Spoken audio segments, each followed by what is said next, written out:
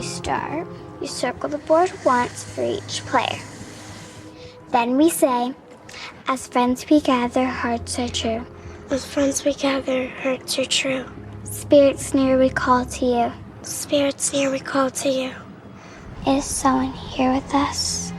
Welcome to Now Playing Podcast Ouija Retrospective Series.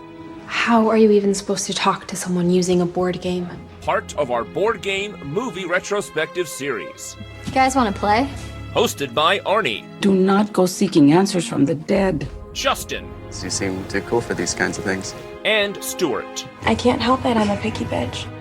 But be warned, this episode will contain detailed plot spoilers and mildly objectionable language. We're none of us perfect, Lena. We hope you enjoy the show. Let's begin.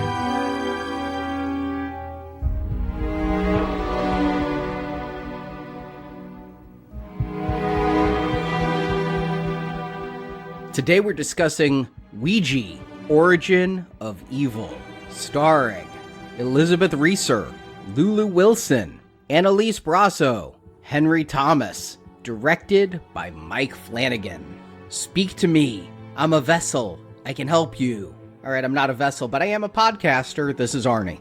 And Stuart. And hi again, friend, Justin. 2 years later, they decided that there was still some coin to be had in a sequel to that movie nobody liked, Ouija. Yeah, but keep in mind, nobody liked anything Platinum Dunes did. I mean, that was just the thing about Platinum Dunes is they made a lot of money with their stuff, but they were hated with their stuff. And what we're discussing today is the first Platinum Dunes movie to get a certified fresh on Rotten Tomatoes. The only one, the first one. Ooh. Wow. Is that true? Yeah. The first time Michael Bay entered respectability, or at least his company. Yeah. And the reason for that being, let's just go ahead. We called it out last week. You prepared me for that. And I'm happy to know that Stiles White is nowhere near this. The creator of that terrible original is long gone. Has been exorcised from the premises. And we get, I will call him a true horror master. Mike Flanagan is on a real roll in Netflix. I think Haunting of Hill House is one of the best horror projects ever, period. Just one of the great horror works. His House of Usher rocked. Midnight Mass. Hush was good. Bly Manor was solid. Yeah, this guy makes something and I turn up for it. Always. But I hadn't seen this. I didn't know he made it. Have you seen Oculus? Because that's where he really broke big. And I never saw Oculus because I got confused with the Oculus Rift. I thought the Oculus movie was like a Facebook movie about VR headsets. No, yeah. It's about a mirror, but I saw it. He has been given the task of trying to save the Exorcist franchise. They're not picking up after Believer. They're going to have him try to come up with a sequel next year. It's on him to try and salvage that. So I think this might be the warm-up, right? Like this is him showing us what an Exorcist movie from Mike Flanagan might look like. Well, it's also either a good sign or a bad sign that he has a stable of actors that follow him around from project to project. So that could go one of either ways. That means that they can't get work anywhere else, or they really respect the way he directs. Yeah, he loves Henry Thomas, man. He loves him more than E.T. loved him, man. Like, not letting this guy go. Yeah, if you need to reprise Jack Nicholson for Dr. Sleep, Henry Thomas. Yeah. He don't look nothing like Jack Nicholson. That was the weirdest casting. But yeah, he always finds a way to put Henry Thomas in this, and Henry Thomas is in this cast as well. Now, Arnie, you said you saw this one before. Yeah, I saw this in theaters. I was reviewing it for that UK radio show. It was a new release. It wasn't necessarily what I would have picked, but it was the new release that week, and so I went and saw it, and had just a great time with the screening. I mean, just to talk about the production here, this movie is made like a 70s film. It had cigarette burns in the corner and then reel jumps in between the reels where the sound would pop and the image would stutter. This movie was filmed digitally, but there are scratches and dirt on the frame and all this stuff added to make it feel like a old film reel. And they even used like the old Universal Movies logo at the very beginning. This movie, to see in a theater, was like a time transport. It really took me back to my youth of seeing films, and having kind of a fun, scary time with it. I mean, it's a period piece, but yet filmed almost as if it were filmed in that period. Flanagan even looked at using old lenses and old camera equipment. Not, obviously it was going to be digital, not like they were going to use film, but putting the lenses from old times onto new cameras to get that kind of look with it. I was very impressed when I saw this in theaters. Like I said last time, my feeling when I saw it once was it was the biggest step up from an original film to a sequel I'd ever seen. Because rarely do you start with a piece of shit and not get a piece of shit for a follow-up. So it's, I'm not saying this is the best sequel ever. I'm saying just the greatest recovery in cinematic history. Sure. And you gotta talk about Mike Flanagan because this was all his idea. The guys at Blumhouse and the guys at Platinum Dunes knew that first movie made a bunch of money, but wasn't liked. And their entire idea was anthology. A new Ouija movie that just, the only connection is it has the board. And Mike Flanagan was like, no, I want to make this a period piece and I want to tie into the mythology of the first movie. I want that connective tissue. I want to flesh out the backstory and I have a way to do that. And so he would go on to co-write and direct this film. It's his brainchild though. Yeah, and you talk about it opening on that old school Universal logo, and we also talked about last week with how many different projects were called Ouija over the years that, we weren't going to watch. I had to stop for a second and make sure I was watching a current movie that came out in 2016. I was like, wait, I might have found one of those old ones that we're not watching. It got me. It sets a tone. Seeing that old school logo is like, just like a warm blanket to be like, all right, we're going into a period now. Well, it's a warm blanket for us, but I do wonder about the kids today. They don't like those cigarette burns, grainy film look and all that. And the box office reflects that, even though it's outrageous to think that our original movie is going to outgross this. This didn't make the same coin. It made 35 in the States, 45 overseas. It lost a fourth of the profits that the original made. Yeah, it's unbelievable that it didn't do better, but still a very cheap movie. Not as cheap as the first one, but somewhere between 9 and 12 million. Nobody lost money on this deal. Yeah, and it had to go against some big heavy hitters. Medea had her Halloween movie, Boo, come out the same weekend. And how can you compete? You just can't. Nope. One day we'll do that retrospective, I'm sure. I'm sure we won't. Well, Arnie, give him the plot. In Los Angeles in 1967, the Xander family was barely scraping by. Widowed mother Alice, played by Elizabeth Reaser, makes money by giving psychic readings to rubes. She's able to make these seances seem supernatural thanks to aid from her two daughters, Lena, played by Annalise Brasso, and Doris, played by Lulu Wilson. One night, Lena goes to a friend's house where they play with a Ouija board, and Lena suggests her mother make the board a part of her act. Alice does, but soon Doris is using the board to talk to her dead father from beyond the grave. When the family is about to lose the house due to Alice not making the mortgage payments, Doris's spirit friend tells the little girl about a stash of cash in the house's basement.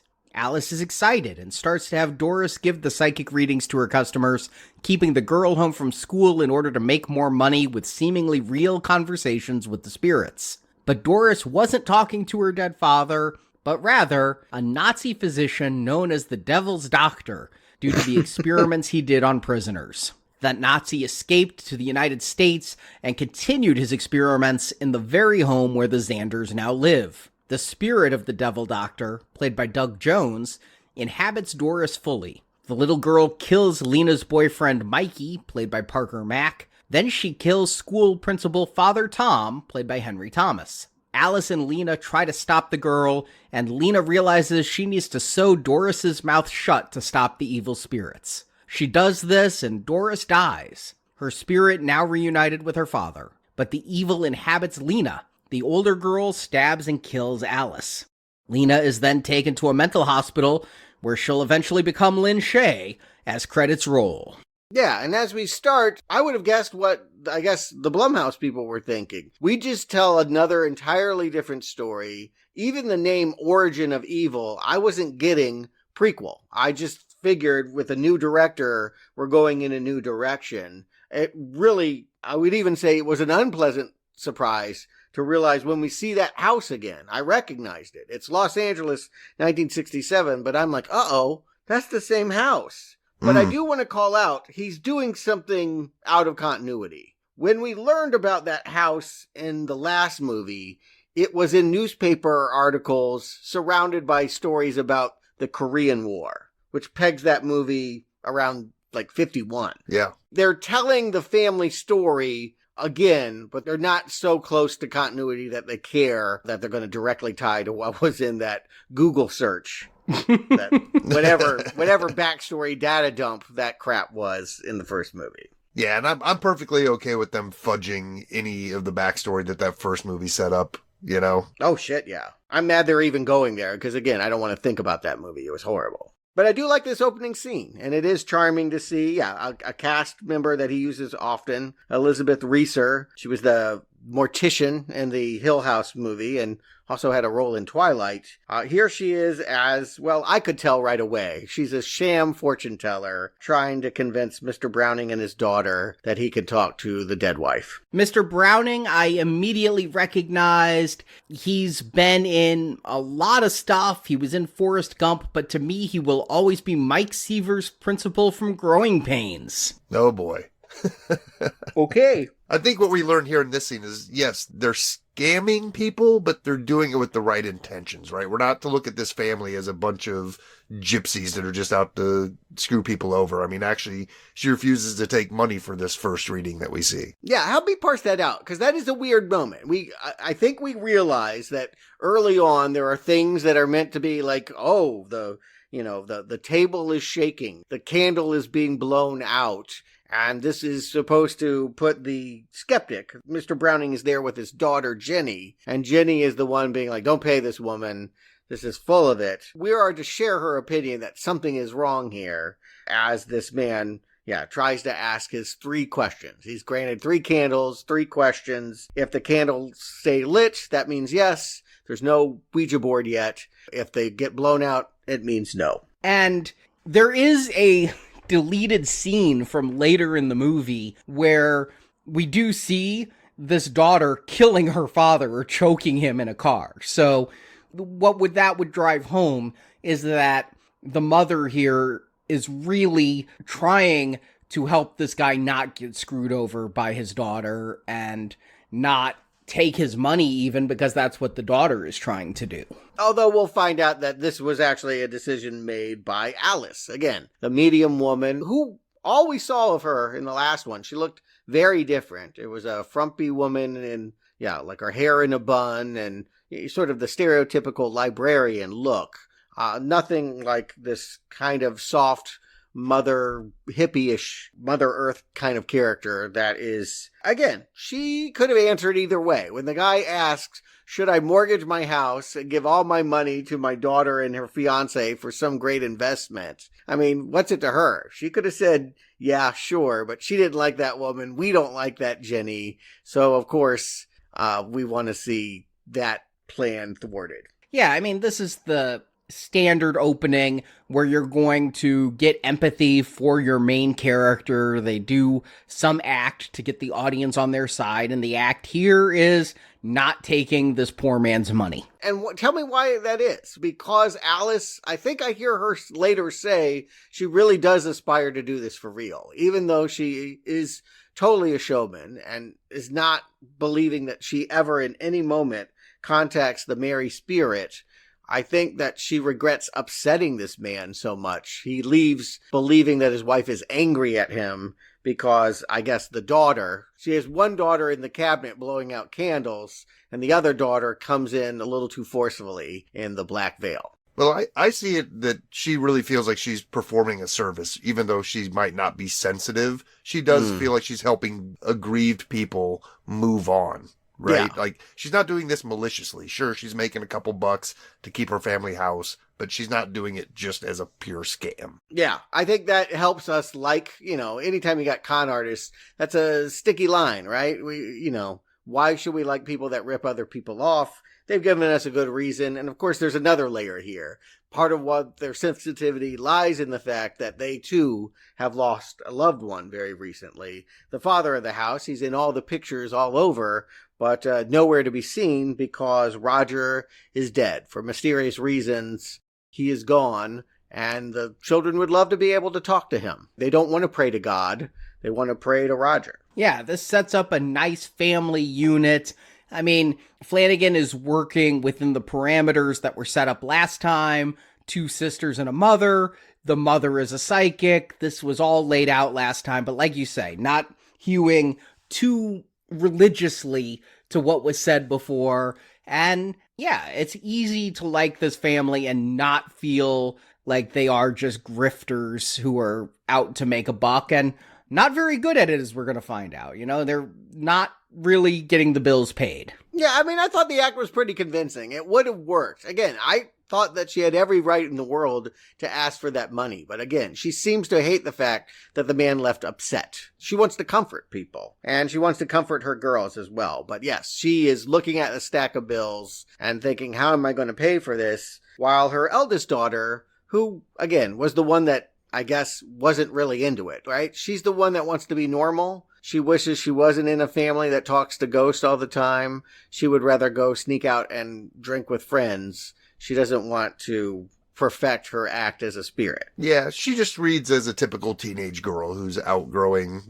being a little girl with the family, doing everything with the family. She wants to find herself. So yeah, very, very understandable. She's finding herself as a young woman. And rejecting the upbringing. Any way you raise a child, at some point, they're not going to accept it. And again, if my mom reads, tea leaves and tarot cards, when I go over to my friend's house and they have a new edition, Parker Brothers, I guess this is actually the way the box looked. Not my box, but there's like this Grim Reaper on the cover. She finds the Ouija board that was just released by Parker Brothers within the last year. If it's 1967, she doesn't want to play it. She doesn't want to talk to spirits. She's not into this. No, but peer pressure will always get you. They're going to entice her to have a cup of coffee, even though it's too late to drink coffee. I mean, this is PG-13. I guess it's too young to be pushing booze on teenagers, so coffee is going to be the peer pressure drink of choice. No, they're drinking alcohol in coffee cups. I definitely got the sense they were drinking alcohol. Yeah. I literally thought they were drinking coffee. No, this was the way that they were like covering it. And they talked about how their mom would also come home with, quote, coffee on her breath. Again, this is a euphemism. I agree. They're trying to, if you have a real young one, you don't want to send the signal that this is normalized underage drinking. But it's definitely what Lena is there for. And so when they break out the board, she's rolling her eyes. But I think she's kind of excited when Mikey asks his question and wants to know if the spirits agree that Lena will go to the homecoming dance with him. We see a romantic interest developing with these other two. Yeah, I wish that was a little bit more developed. I know there were some more deleted scenes with that stuff, and he feels very superfluous to this film. He's always on the outside, this Mikey. I get that he's sort of... what would I say? He's not exactly dangerous, but he does represent something a little bit adult and threatening. And Alice will definitely sit him down for a palm reading in which she'll mash his lifeline and let him know, my daughter is a sophomore. You're not to get her pregnant. It is the 60s after all. Yeah, he's a little bit of an older boy, a bad boy, right? And like we said, she's growing up and starting to feel this type of way. And, an older boy came knocking at my door. I'd have a few words with him before I let him take my daughter out. Yeah. So that's all developing. And then they have this other friend who is the host, and she's the one drinking and wanting to know. And then we have Betty, who's the fraidy cat, the one that really believes in this stuff and is asking about the other side. And I believe the message is COLD. Are we to think that there is a real spirit happening here? Is anything about the spirits we're going to meet at this board? I don't get the sense that they are. I'm not sure. They never say goodbye because somebody busts in on them. And so that could be seen as what opens the door a little bit, maybe. I mean, again, like in the last movie, all 3 rules will be broken. And the first one is you don't say goodbye, and that happens here. So I can't tell. The fact that they say it's cold in the afterlife does feel like It is eerie, and I don't know that a teenager in the 60s would necessarily jump right to that as an idea for an answer. Yeah, I don't know. I read it as maybe Hasbro trying to have it both ways, right? Like, because in this movie and the last movie, we open up each movie with an innocent round of Ouija where it really is just kids having fun and nothing happens because of that. And very much like in the last movie, the Ouija board really isn't the conduit for anything. It's just something that they're using when they discover there is a spirit in that house. And yet Betty getting that answer cold does reflect something later that Doris says about the afterlife being cold and voiceless. Like, I don't know. It does feel like they're saying it at least works, right? That they could be talking to spirits. It doesn't feel like a sham the way that the mom is perpetuating her candle fortune telling. Because again, you want to sell copies of this thing, right? I mean, it's going to be the agenda of Hasbro that people that see this movie are going to want this spirit board. Yeah, I think that it's definitely playing with that line there. And yeah, the biggest scare here, though, is that the mother comes in and calls all the kids' parents. And so Alice goes and she's mad at Lena for, I guess she snuck out? Yeah, and drinking. Again, she's like, I can smell it on your breath. So she knows she's been consuming alcohol and, yeah, snuck out of her room and just seems to be rebelling, again, in all kinds of ways, is not falling into line and might be part of the reason why the mom seems to favor the younger child. But she does take her advice. Lena does just mention that they played Ouija and it was actually kind of fun. So when Alice is at the store the next day, she sees a copy, she picks it up, and soon the family is going to be maybe trying to talk to Roger. What store was she at? That place was great. It was like a cafe, soda jerk, malt shop, toy store. Yeah, I agree. It looked mostly like an ice cream parlor, but with, like, yes, board games, and I think she said she was there for candles. So, I don't know, kind of a general purpose store with some ice cream. I'm down. And so she's going to try to contact her dead husband, and Doris in another room is already linked to this. She's going to start saying the answers from the Ouija board while her mother is frustrated that it's not saying anything, and she's going to try to hook up magnets to make it a better show. Yeah, I think it's interesting that Alice is thinking about incorporating it into the act, right? She doesn't really believe in it, and yet privately, and I think this is a telling moment of like, we sit down as a family and try to connect any kind of presence, doesn't work. But later this night, after I've attached the magnets, after I've rigged it so that, people are really going to be impressed, it moves on its own. I just kind of want to know if maybe I can talk to Roger. And it helps us understand that Alice, again, has that kind heart because she's also a woman in grief. But why is Doris so linked in that right at the beginning, before she's even really played with the board, she's giving the answers? Well, I hear a couple things. I hear that Alice later will talk about her own mother being a fortune teller as well, and Alice never really had the gift for it. She just thought her mom was faking it, and later has fallen into it as a way to make money. She'd be just as happy to land a job as a secretary, right? We see her circling ads in the newspaper, just trying to get a job. It's a way of making some coin now that the breadwinner is dead. But maybe it skipped a generation, right? Maybe Doris actually inherited real powers that my mom really had, and that's kind of how it plays, right? Doris is early on tapped into hearing whispers and connecting with Marcus. Kind of in the same way that Carol Ann was with the TV set and Poltergeist. Yeah, it plays like that she's a natural at this, right? Once again, it's not the Ouija board that's the conduit. I think that there's, she's natural at this and there's things in this house. Yeah, but I do think the Ouija board is the thing. I mean, they were trying to contact spirits before, but this is the thing that actually, Doris is going to wake up in the middle of the night and play with the planchette and, get the hi friend message. So I do think it is the thing that first really helps her talk to Marcus. Well, right, yeah, that's the essence of the Ouija board, right? It's the thing that you can speak to spirits with. It's got everything that they can spell out and answer your questions. But she's not speaking to Marcus, is she? Marcus is going to be giving a letter later on, but she's talking to the devil doctor. Well, hold that thought.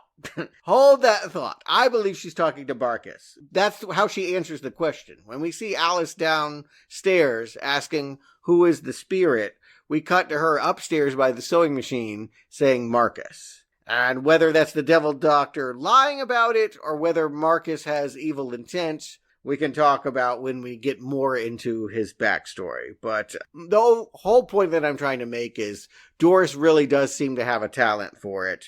And it won't be long before, it sort of makes her, I think we're to understand part of the reason why she's bullied is that she's that weird kid, right? She'd rather talk to ghosts than talk to kids her own age. And so, when she emerges from school, other kids hone in on that. They pick on you, right? You're different. Doris the Dorcas. Yeah, I mean, they have a sign in front of their house that says fortune teller. Kids are going to pick up on that and call you and your family witches. Mm-hmm. Good point. Yes. Mm-hmm. Oh, absolutely. Yeah, that will get you some right ribbing, right? I mean, for sure. And interesting that they choose to go to a Catholic school, right? This is a religious school. The principal is Father Thomas, Henry Thomas, a man of the cloth who is definitely flirting with this Alice character. And it's kind of funny. I like the moment when, they just are going back and forth and kind of caught up in each other.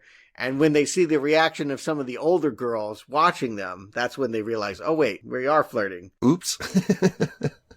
Yeah, it's interesting because Father Tom is a widow. He had a wife who died. I guess he became a priest after she died. But I'm here trying to figure out, there's a lot of sects of Christianity. There's a lot of people with collars. Not all of them are priests. Some of them are just clergymen or reverends or ministers. So I'm like, is he a priest? Because he's going to go out on a date with Alice later on. So I couldn't decide if he was a capital P priest. I think he is. Oh, no, 100%. He's a capital P priest, which is the thing that, yes, he left when his wife died. It was enough to push him into seminary and then, be married to the church.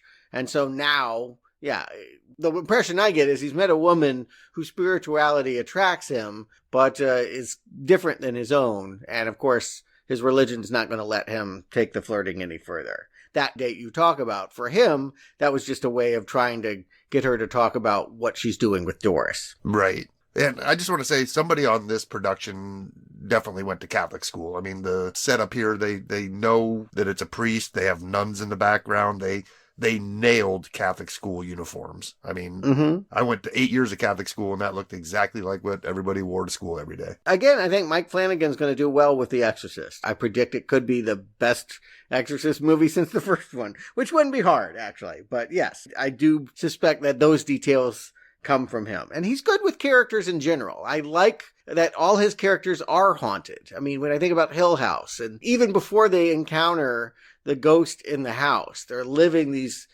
haunted lives. And here's a man who's grieving a wife who chose a profession that will keep him from ever connecting to another woman again.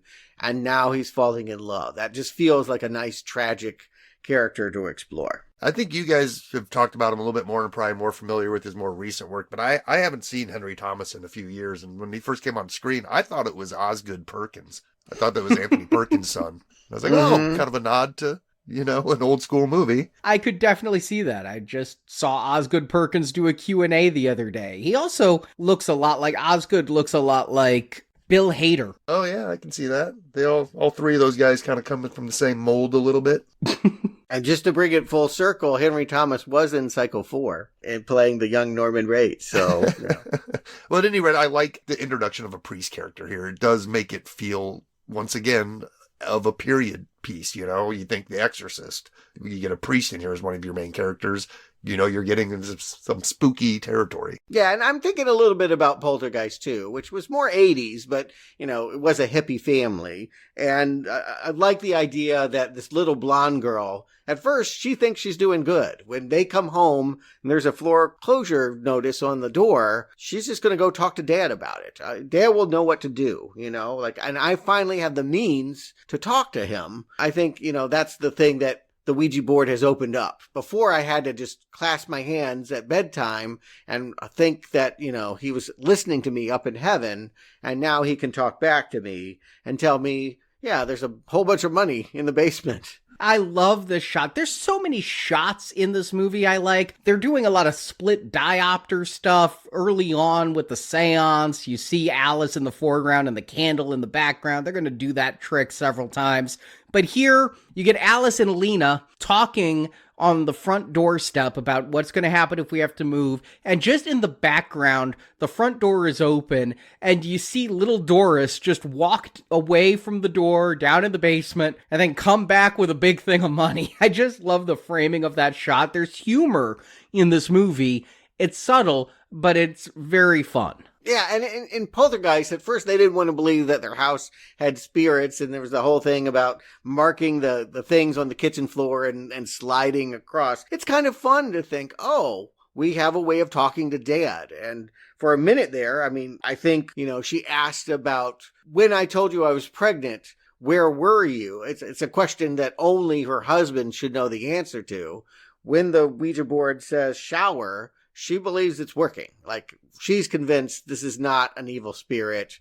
This is finally, all my life I've been pretending to talk to dead people, and now I finally have a connection to the dead person I care most about. But why did the spirit, who is not the father, know she was in the shower? That is the one thing in this movie I can't answer the question to. They explain it. They answered it, yeah. Later on in the movie. Yeah, they definitely explain it. Because the spirits have been there the whole time, ever since the 40s, I don't know how long it takes a Nazi to get from Germany to Southern California, but whatever time it took him to get there, once he set up shop in the basement, this is the secret room where the money was, is also where he continued to have evil Nazi experiments.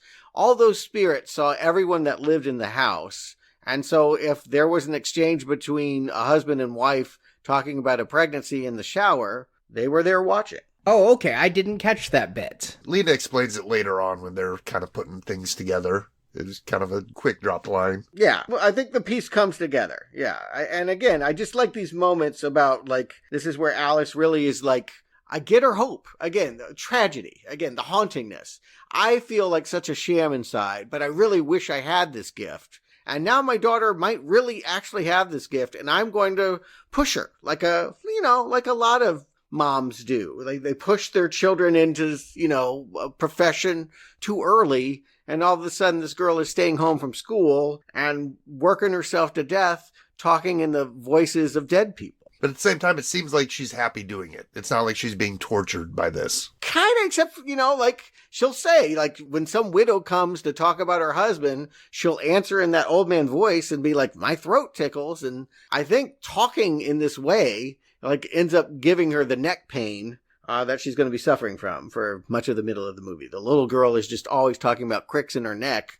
And I think it comes from having spirits in her throat. Yeah, that was kind of a strange thing, too, as I couldn't figure out what the neck pain was. I thought for sure that something would happen with the neck later on, like she might Reagan, turn her head 180 degrees or something, but yeah, I didn't follow the whole neck pain. I think the spirits live in her throat. If you think about the first movie, and don't think about it too much, but remember, like, at the end, the child spit out all of that blackness that was inside of her. I think that she's a vessel for all these spirits, that her mom is, like, pushing her into this realm, and she's just accumulating all the ghosts that are going to be in this house that we don't quite know about yet. But at this time, again, it just looks like a mom who, again, is just so happy to have a connection to her husband again, to this profession, to her daughter. And it's Lena who just doesn't get it, right? She's the one character who is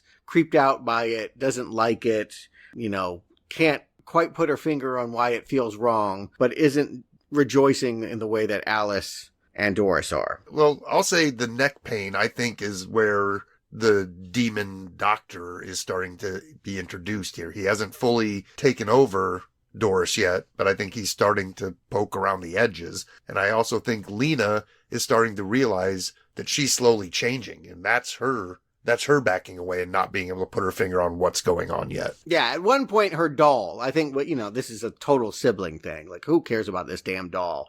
You're too old for dolls. But this is my doll. You took my doll and you sewed the doll's lips, and Dad gave me this doll, and I miss Dad. And, why do you get to be the one that talks to him all the time and not me? For lots of reasons, the sibling jealousy is such that we do see her, just having a problem with her sister. And then, I think it's spooky to think that she's having all of this pain. At one point, the girl is going to be whispering in her ear. She wakes up while the girl is whispering in her ear. And I do think just Lena is on to the fact that this is something more sinister than just dead father reaching out to us. Yeah, it's definitely got a good spooky feel. I like the atmosphere of this film. I like the scenes of Doris when she's on her own. I like what the actress is doing here a lot. This actress, Lulu Wilson, I've seen her in stuff since this. We would see her the next year in Annabelle Creation, which I don't remember liking. The thing I remember her in was Becky, that 2020 film I saw during COVID. And I knew her when I saw this the first time. She was, as a very little girl, on a sitcom called The Millers that starred Will Arnett. It was on ABC. It didn't last very long, but it was funny as hell. Too deep. Yeah, well, she was a main character on it, and one of my favorites. She was just really had a great comic timing. And here, she has a really good spooky presence, and she plays little girl well. Yeah, a lot of things start happening to her. She's waking up in the middle of the night and going back to that spirit board and trying to complain to Daddy, like, why is my neck hurting? Why are you doing this to me? And, okay, so what we see is she takes that planchette, holds it up to her eye while she looks in the mirror, and yes, Doug Jones, creature feature extraordinaire, has done lots of Guillermo del Toro works in latex, is some kind of creature bending her backwards, making her open her mouth, presumably so he can climb inside. Is that the demon doctor, or is that Marcus? I thought that was the demon doctor. Yeah, that's what I thought as well. Okay, well, let me just share this. Just to jump ahead, we will see this little girl end up writing in cursive in Polish, something that 9-year-old girls in Los Angeles without that ethnic background probably can't do. And when it gets translated, what I hear is this. Okay, this is kind of a silly story, right? All right, so we start in, wherever, Germany, Poland, whatever, concentration camps. Marcus is a man that lost all of his family to a Mengele character. He was tortured by this Nazi doctor named the Devil's Doctor, but somehow escaped the camps, got to America, came to Los Angeles, where Devil Doctor had changed his name and ended up working at the, mental hospital that Marcus was eventually submitted to.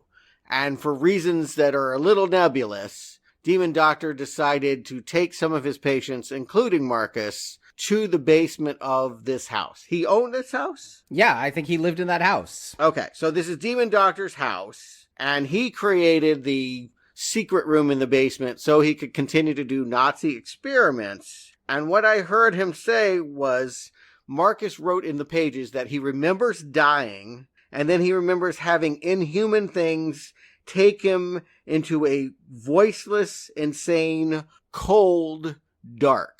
Which to me means that maybe Marcus got turned into a demon, right? Maybe it's the Devil's Doctor, or maybe all these people that got tortured because the doctor is an occultist, they became evil. What I thought was the Devil Doctor is the guy in black. And this is reinforced by deleted scenes that show Doug Jones was playing the Doctor. Okay, well that would be, yes, that would take away all mystery if you saw him out of this makeup playing a Nazi. Yeah, there was brief footage of him as the Doctor experimenting on people. But I thought that this letter from Marcus was something that snuck out through handwriting, but that the Devil Doctor was the guy in black who went inside of her and is doing all this evil because he's just an evil person to begin with, hence why he's a Nazi Devil Doctor.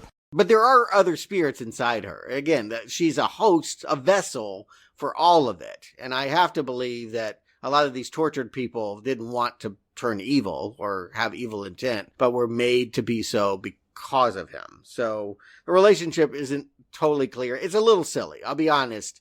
It's better if you don't think too hard about how all of this happened in this house. But the way that it's done, the way it's directed, certainly this moment where she's looking in the mirror and bending backwards and her mouth opening wide. Yeah, there's some real evocative horror here. And also the CGI in this, I mean, obviously it's CGI when she's stretching out her mouth, but for a low-budget film, I think this actually looks good. It doesn't look too glossy or too plasticky. It doesn't look overly fake. It's just done at the right amount to hover on creepy. I think creepy is hard to do with CGI. A lot of times what you don't see is better than what you do see with CGI.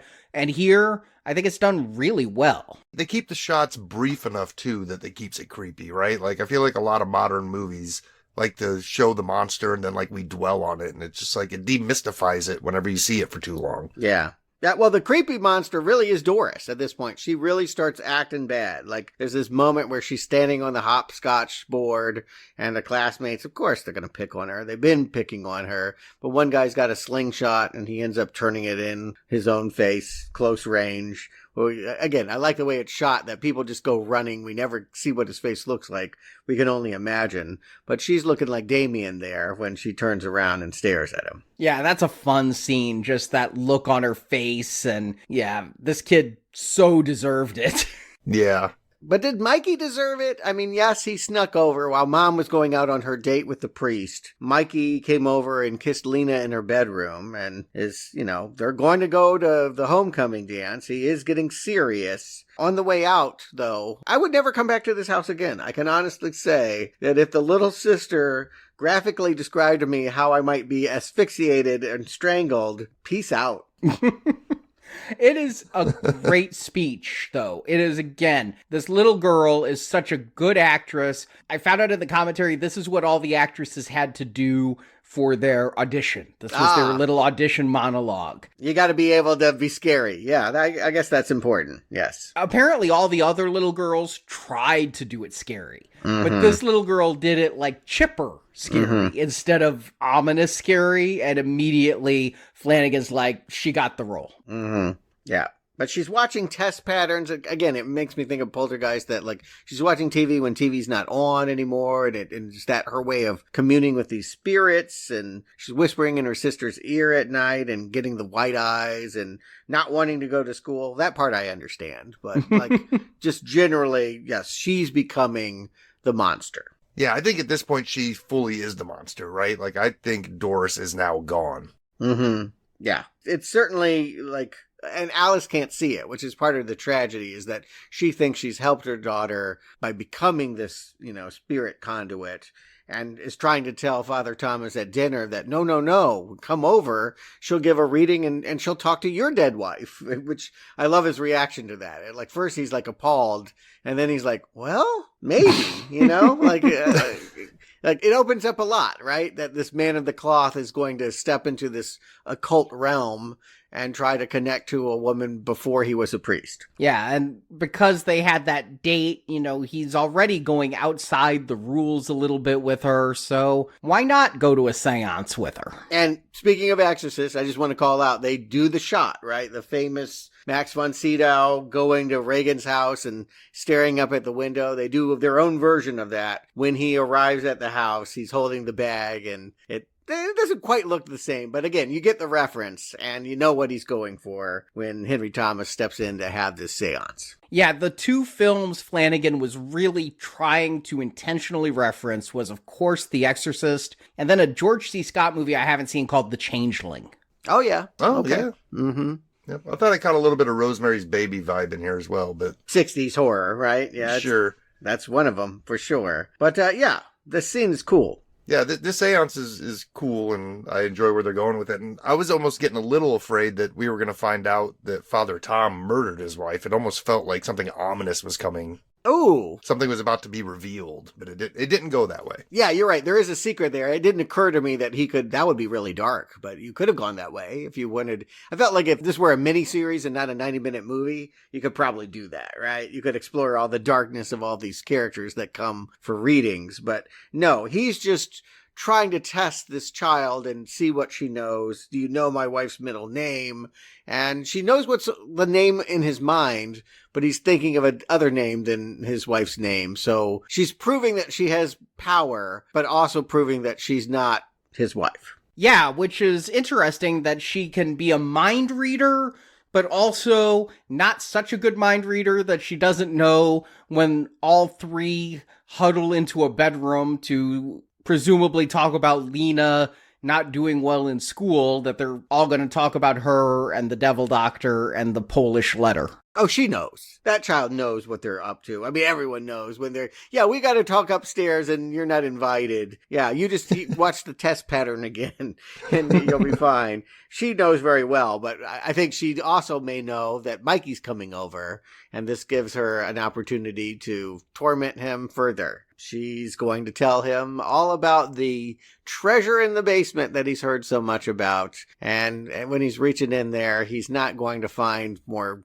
bags of money. He's going to find bags of like ID cards, which feels like these were the prisoners' IDs from the mental hospital, or victims. Yeah, maybe all the way back to Auschwitz. It's hard to know, but yes, people that were the devil doctor's experiments. And they're in a medical bag, that stereotypical black old school medical bag. My dad had one of those in the 60s. So I knew the look of that bag instantly, that it was a doctor's handbag. And then a skull is going to fly into the cavity of the wall. Yeah, Mikey had mentioned when he was just alone with Lena that his dad was an architect. And he was trying to, make that sound like he knew what he was talking about. He was like, this house has good bones. Well, Doris knows that he had that thought. Again, how much does she know about what's going on in rooms what she's not allowed? But she's going to make that almost Freddy Krueger kind of joke.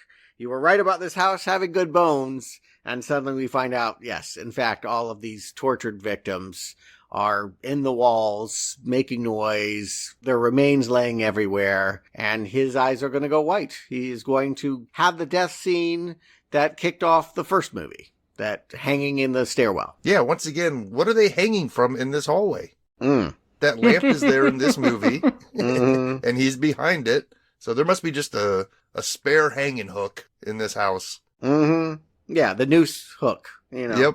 Designed that way. If the house was owned by a Nazi, probably did have that. Probably had a lot of weird hooks in this house. And while this is just another visual reminder that I'm enjoying this movie, but also since we've watched them so close together, I can't help be even more disappointed with how lackluster the original movie was. We could be watching this movie and enjoying scenes in these same hallways and these same rooms from the first movie if it was good. But now it's just kind of a reminder of like, oh yeah, they're in the same bedroom from the first movie, but who cares? And they're adding motivation where none was before. Why did the friend hang herself? We never really knew, and now we know that she was emulating a death that Doris wanted to see happen, or at least whatever's inside Doris. But presumably Doris caused that with Debbie last film, so why Doris just likes hanging people from the ceiling, I don't know. Well, again, if you're saying that she's a Nazi doctor, I'm not saying this is the most plausible, but at least it provides a motive, which again, just totally absent from the movie last time. Why people were doing anything was never explained, scene after a painful scene. And here we're actually seeing the work of a prequel is to explain the things we didn't understand about the original. And they really are trying. They really are keeping true to that first movie and outpacing it in every moment. Agreed. It's a good horror movie that works so well within the constraints of PG-13. Usually I shit on PG-13 horror movies, and this one, I'm not scared, but it's got great atmosphere and a low body count, but it's a fun kill here of Mikey. Yeah, and then the three are going to come back down. They've had the whole dialogue about Marcus and, what his history had been in this house Thomas had actually requested an exorcist, but he's going to have to perform those duties because lights are going out and people are being dragged into the basement, and every attempt to burn the Ouija board is just turning into another attack. Soon he's holding a knife with his eyes white, trying to kill the women. Yeah, the boiler in this house, we didn't bring it up last week, but it's just hysterical to me that you have this like fireplace boiler in the bottom of the house that you can throw bodies in and burn them later on. It's just this huge thing. But yeah, that's not going to stop the Ouija board. And Father Tom is going after the women, but Doris is going to throw him down some stairs and break his neck. And again, because it's PG-13, you can't make it too violent. I didn't realize he was dead until he never gets up, you know? It's like I didn't realize that was a fatal fall. Yeah, they could write it however they want. If they want Henry Thomas to come back in the third movie, they could have it that way. But no, he's pretty much dead. And again, you want it to be about this family. We already know how it's going to go, right? We know from the data dump in the first movie that Lena is going to have to kill her mom, and that the mom is probably the one that killed Doris, but Doris was never found. These are the constraints of that backstory. How are they going to have it play out here?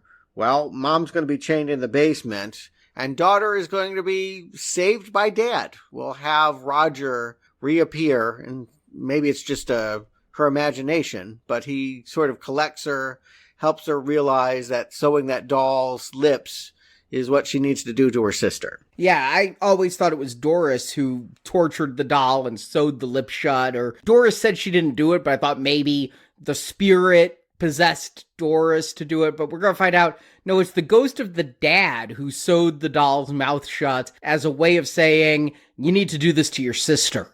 Right. I could have used maybe one more shot of the family photo at some point halfway through the movie to remind us who the dad is. When this guy pops up, it's like, what? Who's this? Oh, it's dad. Okay. Or just have it be a recognizable actor, right? Like if we saw him once, we'd be like, oh, okay. Yeah, it's him. But yeah, you may not really understand in the beat that he appears and takes his daughter into the bedroom. You might be like, who is the guy?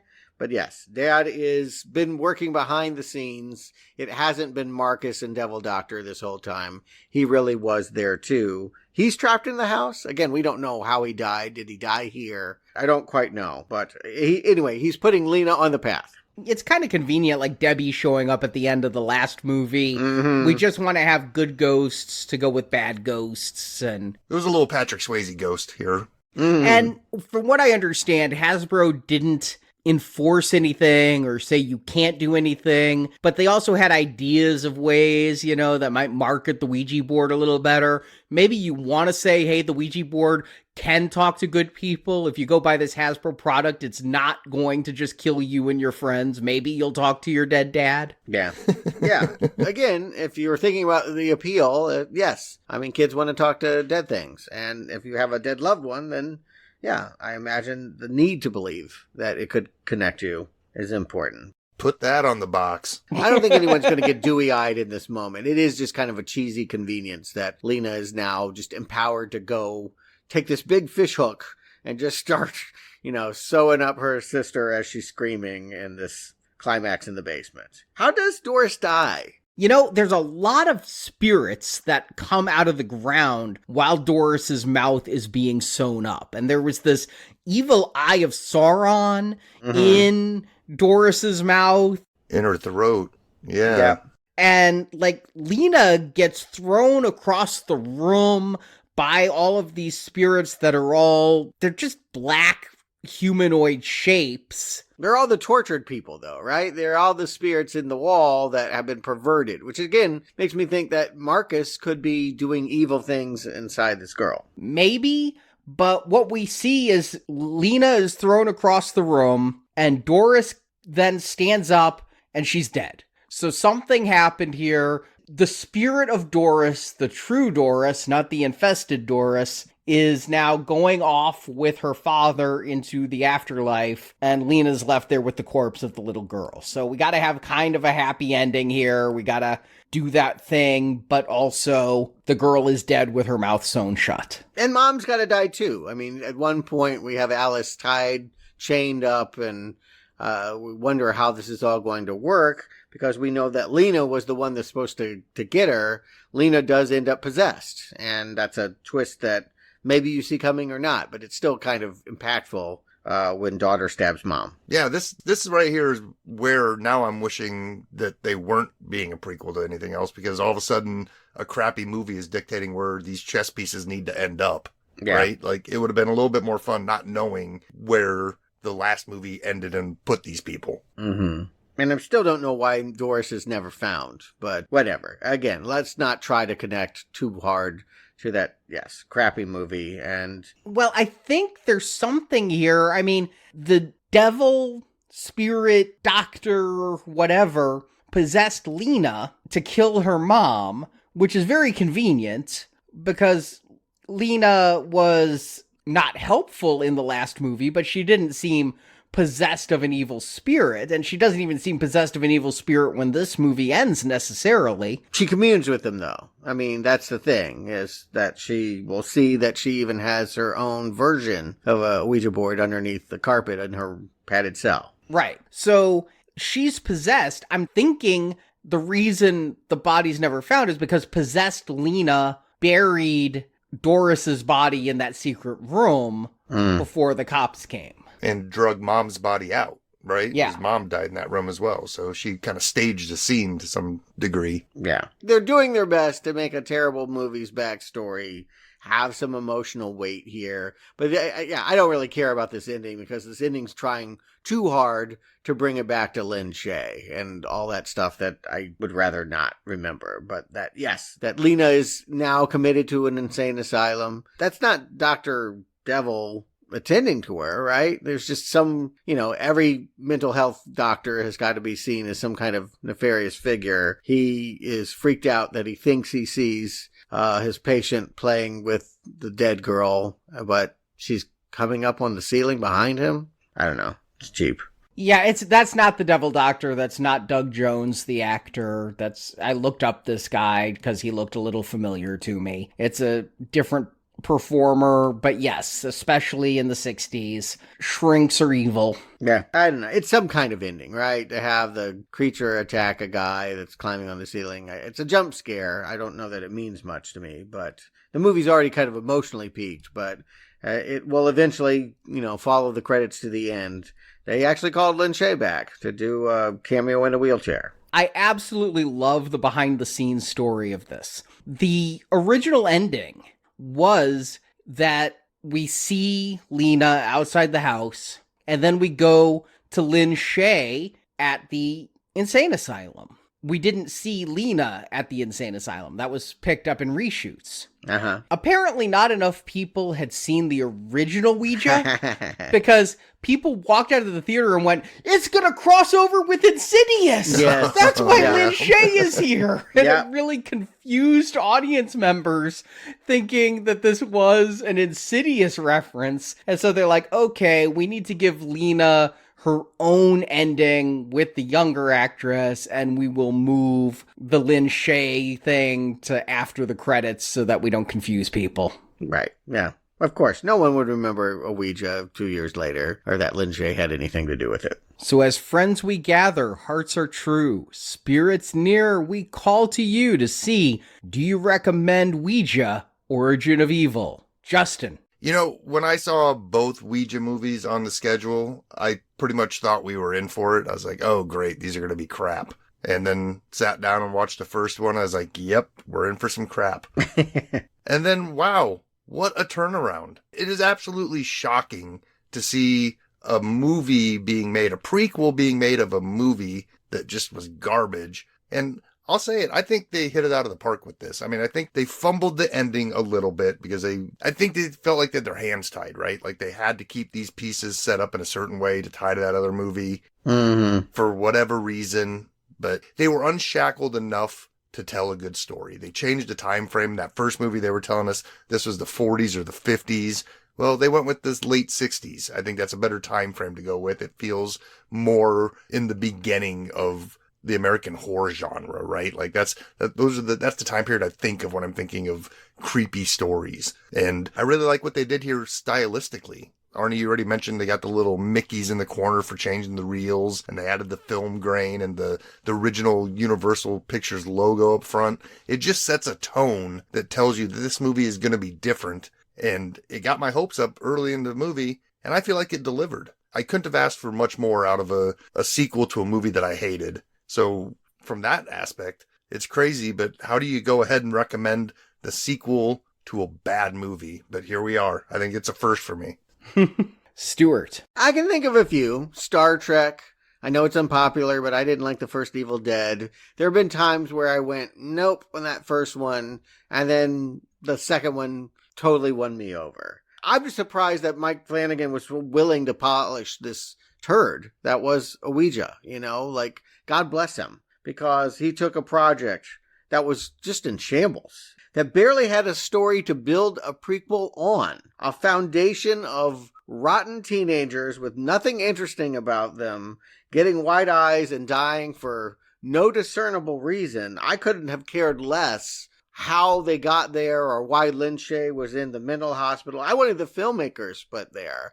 I didn't want to go back to Lin Shaye, but Mike Flanagan has a talent for this. I mean, I don't forget the fact that Dr. Sleep is my least favorite Stephen King novel, and his filming of that novel was not one of the worst Stephen King movies. I'll just put it that way. It's not one of the best, but he managed to make something more because he has a talent for, I think he really has, it's character driven. What is always interesting about his work, yes, he has a visual style. Yes, there are good jump scares here, but I really just love the way that all these people are so haunted and heartbroken. The priest that, gave up on women after his wife died and turned to the cloth, and then, maybe could try and find his way back by helping this occultist woman. The occultist woman who wanted to be like her mother and never could be, and then pushes her daughter to the brink of insanity, thinking that this was the right thing to do. These little character moments end up having more weight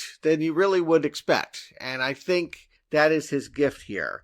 Yeah, who needed a sequel to Ouija? Nobody. But I still don't recommend that you see it. You don't need to. I think you can watch this movie as a standalone movie and it will be fine. I don't think you need to see the connective tissues to that trash we discussed last week. I think you just stick with this one. It's a fine film. It's a recommend. Yeah, when this came out in 2016, I thought Ouija Origin of Evil was the biggest step up from an original film to a sequel I've ever seen. And after rewatching it, I'll stand by that. I mean, usually sequels suffer from diminishing returns, and the debate over whether any surpass their predecessor is usually limited to a handful of usual suspects. I mean, there's the great ones like Godfather 2 and Terminator 2, and yes, there are some not recommends in first parts, like, I'll agree with you, Stuart, the first Evil Dead is probably the roughest of the Evil Dead trilogy of movies, and that it stepped up, but there's still plenty of argument in film circles about, is the sequel better? But I don't think anyone is debating this one. All three of us agree Ouija Origin of Evil isn't just better than Ouija, it's a seance level miracle. The jump from a film I don't even care enough about to hate to one I genuinely love is immense. I mean, I racked my brain before this recording. I can't think of another case where such a terrible first movie resulted in such a great sequel. And Stuart, you always call me out for my optimism with franchises, hoping the next entry will be at least an improvement on what we've covered before. Mm-hmm. And usually that hope is buried in a wall in a basement near a boiler. And now it's been stoked. Yeah. Yeah. All right. So they're all going to be Ouija 2s. That's what you can hope for. Hey, this is proof that sometimes the spirits of cinema listen. I think the credit for this resurrection goes entirely to Mike Flanagan. And again, I've been lukewarm on his Stephen King adaptations and on the Hill House Netflix show we reviewed. But here, every period detail elevates this film. I love that it's a period piece, and you put a Ouija board in a period. I think it works better than a Ouija board in the 21st century with cell phones. I love that he crafts suspense, even though this entire movie is spoiled if you saw the first one. He's going to put the bow on the end to make it work in the frame of the first film, and yet it still has suspense and tragedy in the death of this family. But this film is Flanagan's vision, and it works. And the performances, I think they're uniformly fantastic, but especially Lulu Wilson as Doris. She's equally chilling as a demonic entity and heartbreaking as a scared little girl. So yeah, the planchette is locked on yes. Ouija Origin of Evil is something special and absolutely worth watching. And you guys agree with me. You won't have any trouble just starting here. The value of what the first movie could tell you, not necessary. Right. Yeah, it's almost the same conundrum as, kids growing up nowadays. When do you show them which Star Wars movies in which order? Do you let the surprise of who Yoda is come in Empire Strikes Back, or is Yoda just the guy from the first 3 movies that Luke eventually meets? Right? I don't think you need this backstory from the first movie to enjoy this. It actually might be more enjoyable with none of that baggage. That's what I was thinking, Justin, is imagine if this ending wasn't spoiled and that this has such a bleak, dark ending as compared to, most horror movies, and on a happy note. Here, 2 people are dead and the third's in an insane asylum making a Ouija board out of her own blood. To not see that coming would be even better. Yes, there's 2 reasons not to watch that first Ouija movie. First, it sucks, and second, it undercuts this one, which would be even more powerful on its own. I will also say you want to stop here, even though you could go forward into Ouija 3 and Ouija 4. Movies that were not produced by Hasbro, and thus we are not going to make their standalone podcast. And also, I will say, having watched them, I hope you guys did. They're just excruciatingly awful, and we don't need to sit through any more of that. Nah. Did they try to tie to this story at all? Oh my God. So the third one, it's called the Charlie Challenge. It doesn't even have a Ouija board in it. Apparently, the Charlie Challenge, which I've never heard of and never would play, is you put a pencil on top of another pencil, kind of like they're hands of a clock. And apparently some ghost named Charlie is going to make them spin around on a board and say yes or no kind of stuff. So I guess it's kind of like a Ouija, but this thing is like, I don't know who these people are that made it. I think they thought they were being funny. It's kind of a horror comedy in which these people play Charlie, and the people that are trying to prank them, the joke is they're the ones dying, and the people that normally would be killed are just walking around thinking nothing is happening. I guess that's some kind of joke, but just in almost every way unprofessional. I honestly don't know why they even released it. But if you're going to release it, you have to lie to the people and tell them it's Ouija 3, because nobody would want to see Charlie Challenge. And then the other one, at least it was an Ouija movie. It was kids. It's a Chinese film. It's a bunch of kids developing an app, like a Ouija app on your phone. Of course, that's what it would be in 2016, right? Why get together and hold hands when we could just all do it on our phones? Strangely, it really takes this weird dovetail in which this woman keeps having abortions. And it's all about how, she keeps having abortions and people think that's wrong.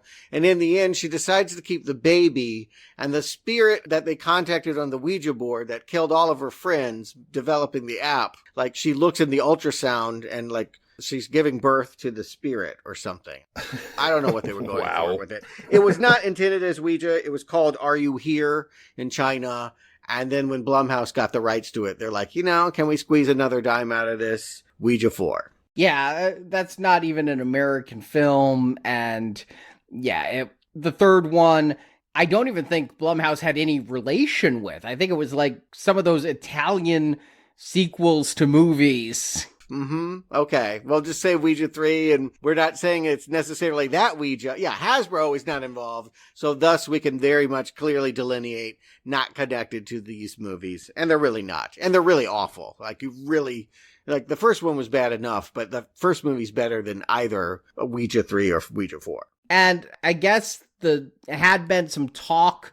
The producer who worked on these films had talked with Hasbro a little bit about doing a Ouija 3, but Hasbro's leadership has changed, Universal Pictures leadership has changed, and nobody's really too interested in going back to the board. It was always a strange idea. Like, I think you could use a Ouija board in a scene in a horror movie. How you build a whole horror movie around the board. You know, even Exorcist, it was a small part. Paranormal Activity, it was a small part. Only Witchboard. I guess we got to do that series, right? Tawny Katane. There were like 8 of them or something, I think, by the end. I bowed out after the first one, but it just doesn't seem like a great story engine for a whole movie. And again, isn't.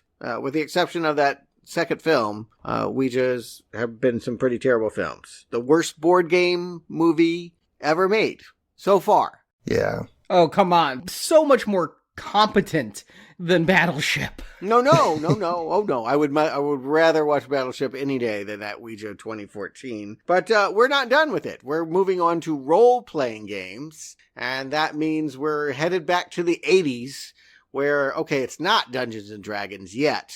But they tried to warn kids about, and parents, about the dangers of playing Dungeons and Dragons. You'll lose your mind, you'll kill people, you won't have any friends, you'll play mazes and monsters. A 1982 TV movie, which gave us, I believe, the screen debut of Tom Hanks. Ooh. You know, this movie was recently released in Blu-ray. There apparently are people who have fond memories of it. I have vague memories of it. I saw it twice in the early 80s and have ever since just kind of had a place in my heart for it as a concept, as you and I played Dungeons and Dragons, Stuart, and my mother thought I would end up down this path.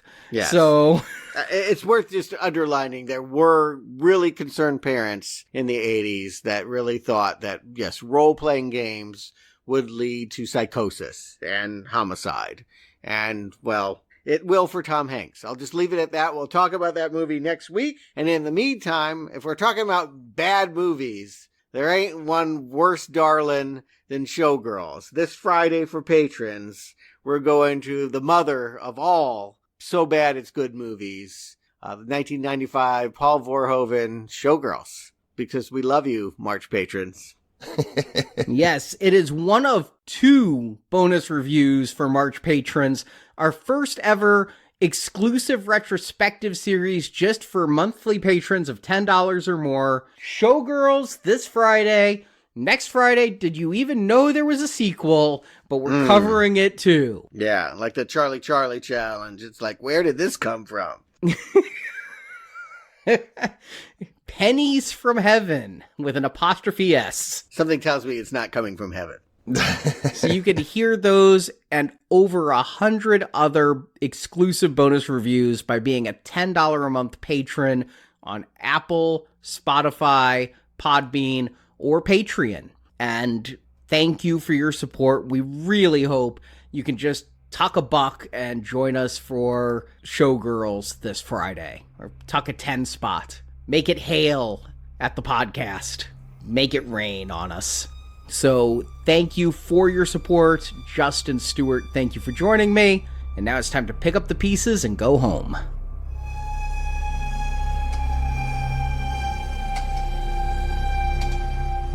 So be honest. Was it you moving the planchette? No. You? No. No way. Thank you for listening to this Now Playing Podcast movie review. I can't thank you enough. That was amazing. Support from listeners like you keeps Now Playing Podcast on the air. I don't know how else to make you hear me. You can donate directly by tapping the support button at nowplayingpodcast.com. It cost us $5. Help us spread the word about this show by leaving a 5-star review on Stitcher, Podbean, iTunes, or your podcast store of choice. We tell them the truth, we just need to help them believe it. You can also compare notes with us on Letterboxd. Go to letterboxd.com/nowplaying to see what our hosts are watching when we're not recording podcasts. And follow Now Playing on Facebook, Twitter, Instagram, and our YouTube channel. I wish you'd join us. It could help you heal. On our site, you can hear reviews for every installment in the world's biggest film franchises, including the Marvel Cinematic Universe, Star Wars, Spider-Man, Batman, X-Men, James Bond, Middle-earth, Jurassic Park, Fast and Furious, and Transformers. I heard the voices too. They tell you the most wonderful, awful things. Now Playing Podcast is produced by Arnie Carvalho. The energy is growing. and it is hard to stop. Associate produced by Jason Latham. You wanted us to play, we did, and now we can leave it alone. Now Playing is edited by Heath, Santiago, and Arnie. He's gone. He lives in the dark and the cold, and he screams and screams and screams. Now Playing credits read by Brock. We're gonna need to spice that showmanship up a little. The opinions expressed in this podcast are those of the individual hosts and may not reflect the views of Venganza Media Incorporated. No secrets between us, remember? Venganza Media Incorporated is not affiliated with, and this podcast has not been prepared, approved, or licensed by any entity that created the film analyzed herein. Scam is a lie. We don't lie. We help people. All movie clips and music included in this podcast are the intellectual property of their respective copyright holders. They are included here for the purpose of review and no infringement is intended. Think that'll work? I honestly don't know. Now Playing Podcast is an exclusive trademark of and may not be used without the express written permission of Venganza Media Incorporated. I don't want to go. I want to stay here and talk to my friends. Now Playing is a Venganza Media production, copyright 2025, and no part of this show may be reproduced, repurposed, or redistributed without the written permission of Venganza Media Incorporated. All rights reserved. You were never alone. I'll never be alone. I'll never be alone again.